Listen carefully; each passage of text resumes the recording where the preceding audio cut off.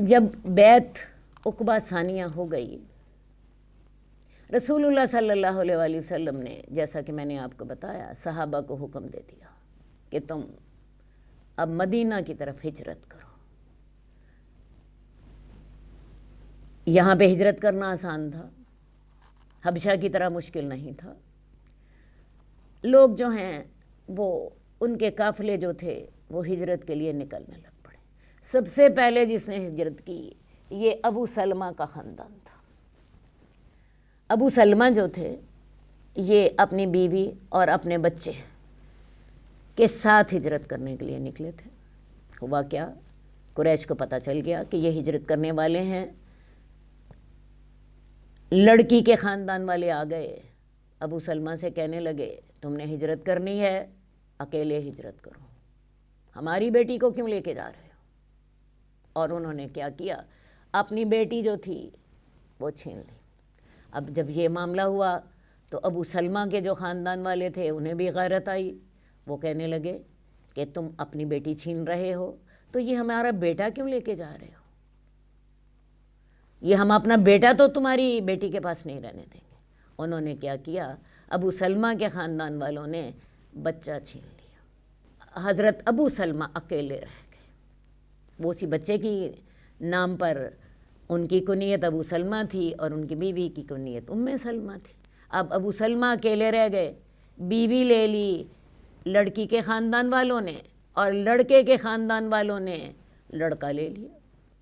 ابو سلمہ اکیلے ہے، ظاہر ہے کفار تھے وہ، اور انہوں نے مخالفت تو کرنی تھی۔ ابو سلمہ نے اکیلے ہی ہجرت کی۔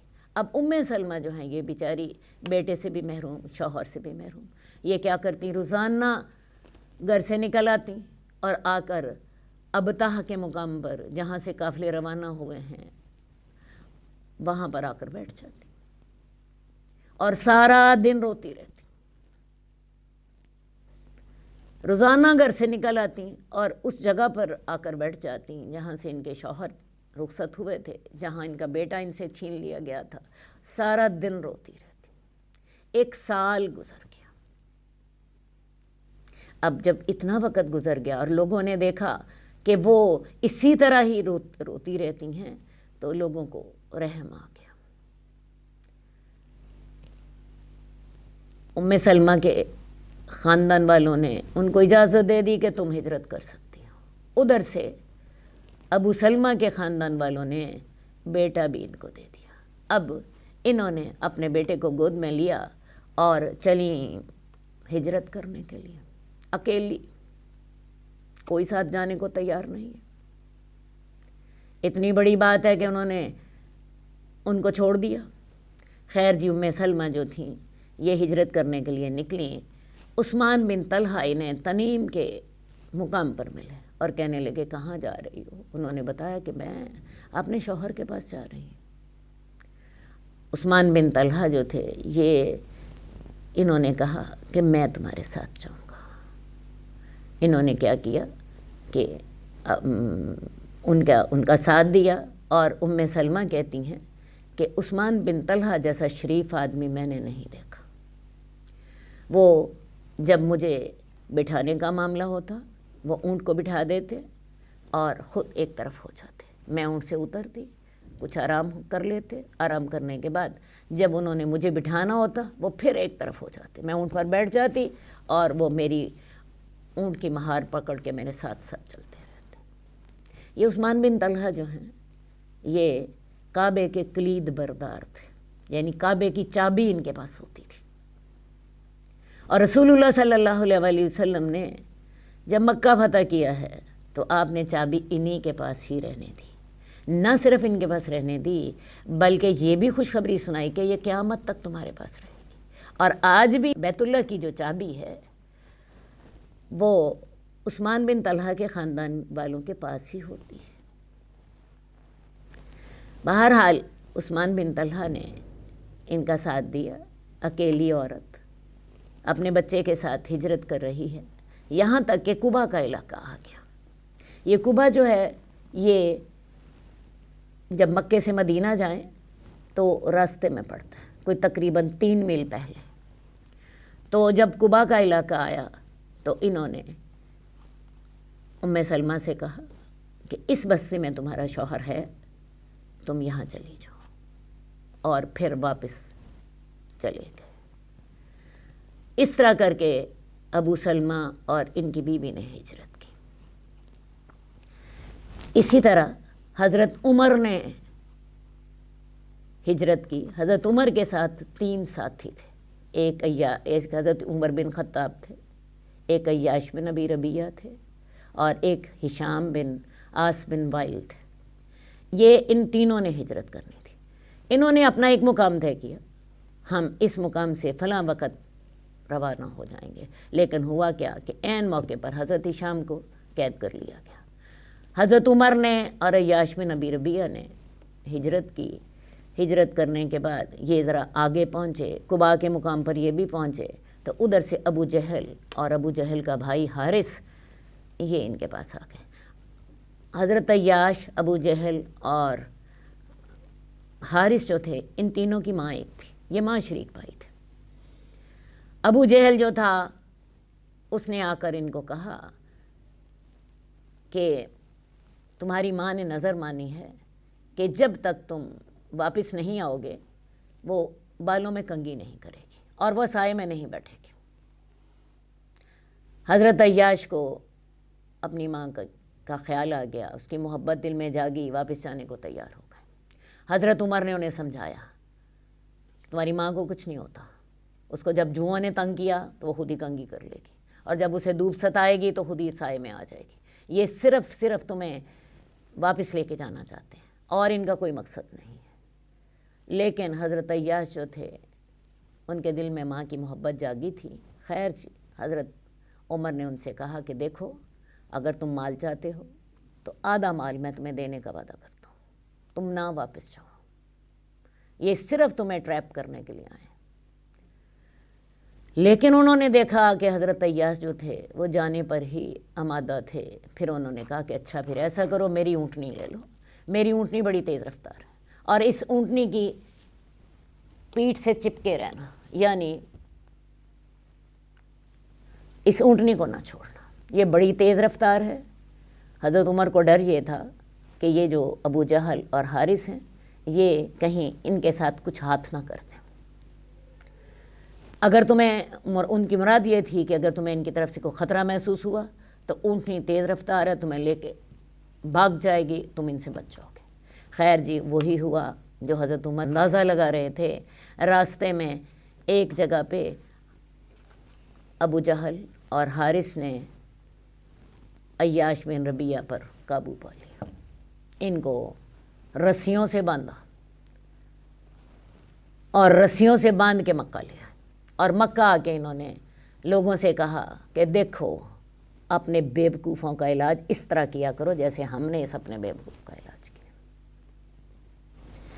بہرحال جی، حضرت عمر تو ہجرت کر چکے، ہشام میں نے آپ کو بتایا وہ پہلے ان کو قید کر دیا گیا تھا، اور عیاش بن ابی ربیہ کو اس طرح کر کے ابو جہل نے اور حارث ان کے بھائی نے اس طرح کر کے ٹریپ کر کے وہ واپس لے گئے، اور وہ بھی اپنی ہجرت نہ کر سکے۔ حضرت صہیب کے بارے میں ہمیں حدیث میں ملتا ہے کہ حضرت صہیب جو تھے یہ جب ہجرت کرنے لگے تو لوگ کفار مکہ نے ان کو بھی روک لیا۔ کفار مکہ نے کہا تم جب مکہ آئے تھے تو تم غریب تھے، تم نے یہاں سے بڑا مال کمایا، اور اب تم اس مال کے ساتھ مدینہ جانا چاہتے ہو، ہم تمہیں کبھی بھی جانے نہیں دیں گے۔ یہ کہنے لگے ایسا کرو تم میرا مال لے لو۔ اپنا مال ان کے حوالے کیا اور خود ہجرت کر کے تو مدینے کی طرف روانہ ہو گئے۔ رسول اللہ صلی اللہ علیہ وسلم کو پتہ چلا تو آپ نے کہا کہ صہیب تم نے بڑی نفع بخش تجارت کی ہے، تم نے اپنا مال دے دیا اور اپنی جان بچا کے تم مدینہ آ گئے ہو۔ خود رسول اللہ صلی اللہ علیہ وسلم نے بھی تو جب کی ہے ہجرت تو آپ بھی تو اپنی نقد جان لے کر ہی تو مدینے پہنچے تھے۔ وہ تو اللہ کی رحمتیں تھیں، وہاں پہ اللہ کی برکتیں تھیں، ورنہ مکہ سے تو اللہ کے رسول بھی اپنی جان ہی بچا کر آئے تھے وہاں سے بھی۔ تو رسول اللہ صلی اللہ علیہ وسلم نے حضرت صہیب سے کہا کہ تم نے بڑی نفع بخش تجارت کی۔ اب یہ ہے کہ یہ جو بیعت عقبہ ثانیہ جو ہے یہ طے ہوئے 2 مہینے اور کچھ دن ہوئے تھے کہ سارا مکہ جو تھا یہ مسلمانوں سے خالی ہو گیا۔ ایک مسلمان جا رہا ہے، دوسرا جا رہا ہے، تیسرا جا رہا ہے، چوتھا جا رہا ہے، وہاں پہ حضرت علی باقی رہ گئے یا حضرت ابو بکر باقی رہ گئے، اور یہ دونوں بھی اصل میں انتظار کر رہے تھے کہ رسول اللہ صلی اللہ علیہ وسلم کب انہیں اجازت دیتے ہیں کہ وہ بھی ہجرت کر سکیں۔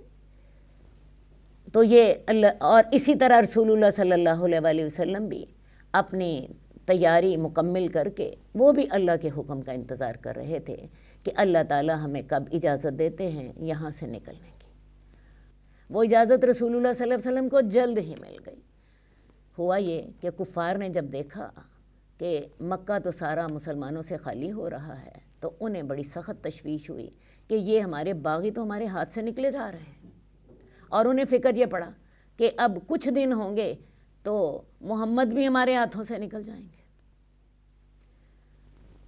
25 رؤسائے قریش نے دار الندوہ جو مکے کی پارلیمنٹ ہاؤس کا درجہ رکھتی تھی وہاں پہ اپنا اجلاس کیا، اور یہ ساری صورتحال لوگوں کے سامنے رکھی کہ یہ دیکھ لو مکے میں کوئی مسلمان باقی نہیں رہا، اور کوئی دن جاتا ہے محمد بھی یہاں سے نکل جائیں گے، تمہارے ہاتھ میں کچھ بھی نہیں رہے گا۔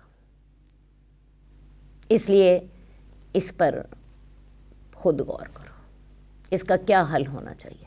شیطان بھی جو تھا یہ بھی ایک قبیلے کے سردار کا بیس اوڑھ کے اس مجلس میں موجود تھا۔ کچھ لوگوں نے کہا کہ محمد کو قید کر دو، دوسروں نے جواب دیا تم اس کو قید کرو گے، وہ اتنا شیریں زبان ہے، اس کی زبان میں اتنا اثر ہے، وہ اتنا بڑا جادوگر ہے کہ یہ جن لوگوں نے اس کو قید کیا ہوگا یہ ان کو اپنا حمایتی بنا لے گا اور یہ چھوٹ جائے گا۔ کچھ دوسرے لوگوں کا کہنا یہ تھا اس کو مکے سے نکال دو، اس کو جلا وطن کر دو، یہ مکے میں واپس نہ آ سکے۔ دوسرے شرکاء کا خیال یہ تھا کہ یہ جب تم اس کو نکالو گے تو یہ الٹا تمہارے خلاف مسئلہ پیدا ہو جائے گا، یہ جہاں جائے گا وہاں کے لوگوں کو اپنا حامی بنائے گا اور وہاں سے فوج اکٹھی کرے گا اور تمہارے اوپر حملہ کر دے گا۔ تیسرا جو تھا بولنے والا بولا کہ پھر ہمارے پاس ایک ہی حل ہے، ایسا کریں، اور یہ بولنے والا جو تھا بعض روایات کے مطابق ابو جہل تھا۔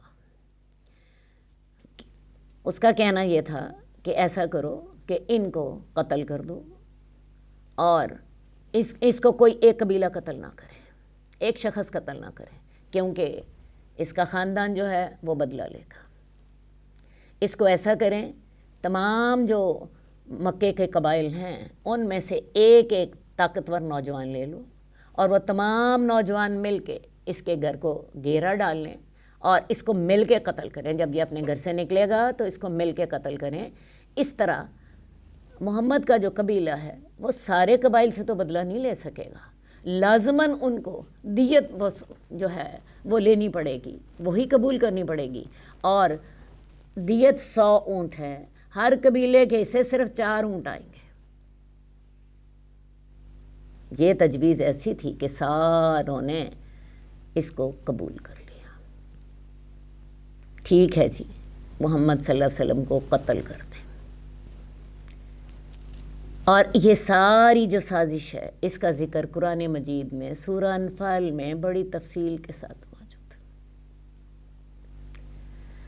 خیر جی، اس موقع پہ میں آپ کو ایک بات کی طرف توجہ دلانا چاہتی ہوں۔ رسول اللہ صلی اللہ علیہ وسلم پر پہلی وحی اترتی ہے، آپ کے الفاظ کیا تھے؟ مجھے اپنی جان کا خوف ہے۔ حضرت خدیجہ کو آپ نے کہا تھا مجھے چادر اڑا دو، مجھے اپنی جان کا خوف ہے۔ پھر दूसरी दफ़ा जब देखा हज़रत जिब्रील को ज़मीन और आसमान के दरमियान, फिर हज़रत खदीजा से कहा मुझे चादर उड़ा दो। वहाँ पर भी अल्फाज यही थे, मुझे अपनी जान का खौफ है। उसके बाद आपके कत्ल के कितने मंसूबे बने। अबू जहल ने आपको 3 दफ़ा बैतुल्ला के अंदर कत्ल करना चाहा। वलीद बिन मुगीरा का बेटा जो था, जो कि ताकतवर और नौजवान था, उसकी पेशकश अबू तालिब को की जा रही थी कि ये आप ले लीजिए और मोहम्मद हमारे हवाले कर दीजिए ताकि हम मोहम्मद को कत्ल कर सकें। उसके बाद आप देखिए शेब अबी तालिब के मौके पर जो बाइकआउट हुआ था, उस बाइकआउट का बुनियादी नुक्ता एक था कि जब तक बनु हाशिम और बनु अब्दुल मुत्तलिब मोहम्मद को कत्ल के लिए हमारे हवाले नहीं करते, तब तक हम उनसे बाइकआउट करेंगे। और अब फिर कत्ल का मंसूबा बन रहा है, और ये मंसूबा जो है पूरे मक्के की सतह पर बन रहा है। तो ये देखिए कैसे रसूलुल्लाह सल्लल्लाहु अलैहि वसल्लम हर वक्त अपनी जान हथेली पे लिए फिरते थे। ये कैसी आजमाइश है कि हर वक्त जो है जान हथेली पे रखनी है तो अल्लाह का पैगाम लोगों तक पहुंचाना है।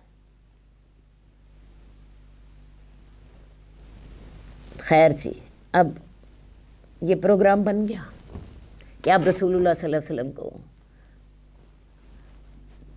रात को कत्ल किया जाएगा। उसी वक़्त ही हज़रत जिब्रील ने इस सारे प्रोग्राम की खबर आपको दे दी। रसूलुल्लाह सल्लल्लाहु अलैहि वसल्लम दोपहर के वक़्त हज़रत अबू बकर के घर पहुँचे और उनको जाकर बताया कि मुझे अल्लाह की तरफ से हिजरत का हुक्म हो गया है, अल्लाह ताला ने मुझे इजाज़त दे दी है हिजरत करने की। हज़रत अबू बकर कहते हैं क्या या रसूलल्लाह मैं भी आपके साथ जाऊँगा? अल्लाह के रसूल कहते हैं हाँ। और हज़रत आयशा कहती हैं उस दिन मैंने पहले दिन देखा कि कोई शख्स खुशी से भी रोता है। गम के वक़्त तो सारे लोग ही रोते हैं, उस वक़्त हज़रत अबू बकर जो थे उनकी आंखों से आंसू निकल आए, और ये आंसू शुक्राने के और खुशी के थे कि मैं इस सफ़र में रसूलुल्लाह सल्लल्लाहु अलैहि वसल्लम के साथ हूँगा। ये शरफ़ जो है अल्लाह ताला ने हज़रत अबू बकर की किस्मत में रखा था। खैर जी, हज़रत अबू बकर ने इसी मौके के लिए 2 ऊँटनियाँ पाली हुई थीं, उनको रोज़ाना चारा खिलाते थे। अब वक्त आ गया था कि उन ऊँटनियों से काम लिया जाए। रसूलुल्लाह सल्लल्लाहु अलैहि वसल्लम ने और भी बहुत से मामलात हज़रत अबू बकर से डिस्कस किए अपने सफ़र के बारे में। जैसा कि मैंने पहले आपको बताया कि ये दोपहर का वक्त था और आप हज़रत अबू बकर के घर आए थे, अपने मामलात तय किए, और मामलात तय करने के बाद तैयारियां मुकम्मल हो गई, प्लानिंग पूरी हो गई। तो रसूलुल्लाह सल्लल्लाहु अलैहि वसल्लम जो थे वो रात वो तैयार थे हिजरत करने के लिए।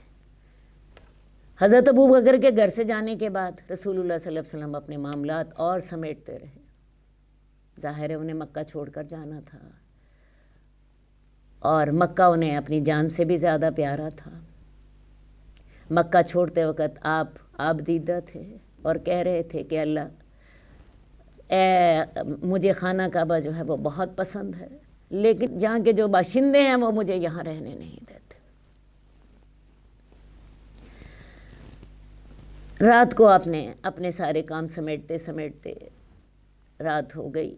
रात को अपने अब मुकर्रर वक़्त पर सोए। लोगों को यही तासुर दिया कि आप सो गए, आप सो गए अपने मुकर्रर वक्त पर। और फिर पिछली रात को जब रात का एक हिस्सा गुज़र चुका था, हज़रत अली को आपने अपनी अमानतें सौंपी और उन्हें अपने बिस्तर पर लिटा दिया। ज़रा गौर कीजिए, यहाँ भी लोग आपके कत्ल का इरादा किए हुए हैं, और तमाम कुफ़ार के जो अहम कबाइल हैं उनका एक एक फ़र्द आपके कत्ल के लिए घर के बाहर जमा है, और रसूलुल्लाह सल्लल्लाहु अलैहि वसल्लम को उस वक़्त फ़िक्र है कि मैं इनकी अमानतें इनको वापस कर दूँ। हज़रत अली को वो सारा कुछ समझाया और उनके हाथ पकड़ाया और हज़रत अली को अपने बिस्तर पर लिटाया, और बिस्तर पर लिटाने के बाद रसूलुल्लाह सल्लल्लाहु अलैहि वसल्लम घर से बाहर निकल गए। اس وقت رسول اللہ صلی اللہ علیہ وسلم جو ہے سورہ یاسین کی وہ آیت پڑھ رہے تھے، وَجَعَلْنَا مِن بَيْنِ أَيْدِيهِمْ سَدًّا وَمِن خَلْفِهِمْ سَدًّا فَأَغْشَيْنَاهُمْ فَهُمْ لَا يُبْصِرُونَ، اور ہم نے ان کے آگے بھی ایک دیوار بنا دی، ہم نے ان کے پیچھے بھی ایک دیوار بنا دی، اب یہ لوگ دیکھ نہیں سکتے۔ اور رسول اللہ صلی اللہ علیہ وسلم ان کے درمیان سے گزر گئے، اللہ نے ان کی آنکھیں اندھی کر دی، اللہ نے ان کی آنکھیں اندھی کر دی، اور انہیں پتہ ہی نہیں چلا کہ رسول اللہ صلی اللہ علیہ وسلم ان کے درمیان سے گزر گئے ہیں۔ وہاں سے آپ حضرت ابو بکر کے گھر گئے، حضرت ابو بکر پہلے تیار تھے، حضرت ابو بکر کو لے کر رسول اللہ صلی اللہ علیہ وسلم غار ثور میں پہنچے۔ غار ثور جو ہے یہ مکہ اور مدینہ کا جو راستہ ہے اس طرف نہیں ہے، بلکہ مکے سے یہ جو مدینے کو راستہ جاتا ہے اس کی اپوزٹ سائڈ پر ہے۔ یہ اس لیے تھا تاکہ لوگوں کو مس گائیڈ کیا جا سکے، لوگ آپ کو ڈھونڈیں گے مدینے کی طرف، کیونکہ انہیں مدینے والوں کے ساتھ جو آپ کو معاہدہ ہوا تھا اس کا تو انہیں پتہ چل چکا تھا، لیکن رسول اللہ صلی اللہ علیہ وسلم اس کی الٹ سائڈ پر 3 میل دور غار ثور میں پچھلی رات جا چکے تھے۔ صبح کے وقت جب کفار نے دیکھا کہ اللہ کے رسول کافی دن چڑھ گیا تب بھی نہیں نکلے، تو اندر جا کے دیکھا تو حضرت علی وہاں موجود تھے، اللہ کے رسول صلی اللہ علیہ وسلم جا چکے تھے۔ حضرت علی کو انہوں نے پوچھا رسول اللہ صلی اللہ علیہ وسلم کے بارے میں، لیکن حضرت علی نہیں جانتے تھے کہ وہ کہاں گئے۔ ادھر سے حضرت ابو بکر کا بھی پتہ لگا، حضرت ابو بکر بھی غائب تھے، ان کے گھر گئے، ابو جہل خود ان کے گھر گیا، حضرت اسما کو تھپڑ مارا، لیکن ان کو بھی نہیں پتہ تھا کہ رسول اللہ صلی اللہ علیہ وسلم کہاں گئے ہیں۔ بہرحال جی اس دفعہ تو ہم یہاں تک کریں گے، اللہ نے چاہا اس کی آگے جو ڈیٹیل ہیں اللہ نے زندگی دی تو اگلی دفعہ انشاءاللہ۔ لیکن میں پھر آپ سے کہنا چاہوں گی اللہ کے رسول کی جان ہر وقت خطرے میں، آپ کی جان ہر وقت خطرے میں، یہاں سے بھی صرف نقد جان لے کر آپ رات کے اندھیرے میں اپنے مخلص ساتھی کے ساتھ گھر سے نکل گئے۔ اگلی دفعہ انشاءاللہ اللہ نے چاہا۔ اللہم صلی علی محمد وعلی آل محمد کما صلیت علی ابراہیم وعلی آل ابراہیم انک حمید مجید۔ اللہم بارک علی محمد وعلی آل محمد کما بارکت علی ابراہیم وعلی آل ابراہیم انک حمید مجید۔